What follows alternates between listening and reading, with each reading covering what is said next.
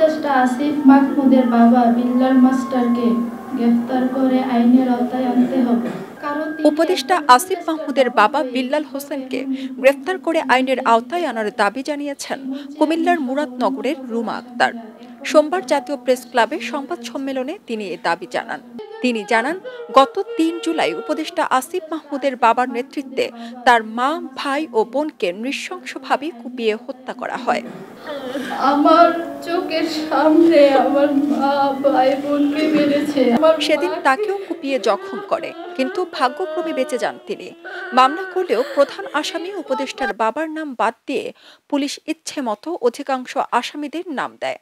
এলএমই certified বিশ্বসেরা কপারে তৈরি Walton cables, যা আপনার স্থাপনাকে রাখবে সব সময় নিরাপদ। ঘটনার পর মামলা করা হলেও আসামিদের ভয়ে পরিবার নিয়ে পালিয়ে বেড়াচ্ছেন তিনি।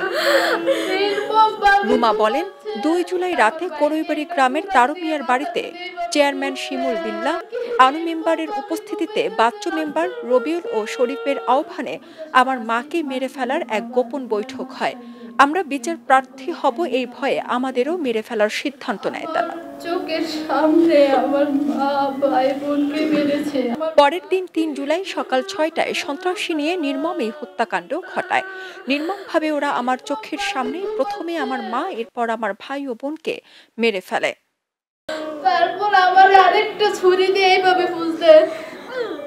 রুমাকে ব্যাপকভাবে কোপানো হয় জানিয়ে তিনি বলেন, আমার মাথায় ৭২টি সেলাই আছে, শরীরেও আঘাত রয়েছে। তারা ভেবেছিল আমিও মারা গেছি। এই মামলা নিয়ে আমাদের আপত্তি রয়েছে। পুলিশ আমাদের অভিযোগ শুনছে না। প্রধান আসামি হিসেবে উপদেষ্টা আসিফ মাহমুদের বাবা বিল্লাল হোসেনের নাম বাদ দেয়া হয়েছে। আসামিরা প্রকাশ্যে ঘুরছেন এলাকায়। উপদেষ্টা আসিফ মাহমুদের বাবার প্রত্যক্ষ মদতে শিমুল চেয়ারম্যান এখনো ধরাছোঁয়ার বাইরে। আমরা শুনেছি শিমুল চেয়ারম্যানকে উপদেষ্টা আসিফ মাহমুদের বাসাতে লুকিয়ে রেখেছেন তার বাবা। শিমুল চেয়ারম্যান সহ অন্য সকল আসামিরা এখনো যারা প্রকাশ্যে ঘুরে বেড়াচ্ছে, সেই সকল আসামিদের অবিলম্বে গ্রেফতার করতে হবে। সংবাদ সম্মেলনে তিনি তার দাবিগুলো জানান। বলেন, উপদেষ্টা আসিফ মাহমুদের বাবা বিল্লাল হোসেনকে গ্রেফতার করে আইনের আওতায় আনতে হবে। মামলার আসামি নির্ধারণ পুলিশ কর্তৃক হওয়ায় অপরাধীদের অনেকের নামই বাদ পড়েছে, যেগুলো নতুন করে লিপিবদ্ধ করতে হবে। সুষ্ঠু ও নিরপেক্ষ তদন্ত কমিটি গঠন করে অপরাধীদের দ্রুত শাস্তি দিতে হবে। মামলার আসামি নির্ধারণ পুলিশ কর্তৃক হওয়ায় অপরাধীদের অনেকের নাম বাদ পড়েছে, সেগুলো নতুন করে লিপিবদ্ধ করতে হবে। পরিবারের প্রত্যেকের নিরাপত্তা নিশ্চিত করতে হবে।